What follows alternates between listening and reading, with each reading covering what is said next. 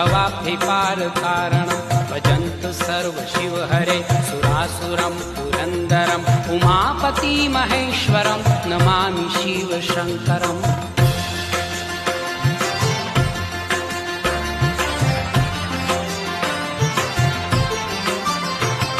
सोमेश्वरा नागेश्वरा श्रीमल्लिकार्जुनेश्वरा महाकालम् अमलेश्वरा पुष्पेश्वरा विश्वेश्वरा केदार भीम वैद्यनाथ त्र्यम्बकं रामेश्वरम् उमापति महेश्वरं नमामि शिव शङ्करम्।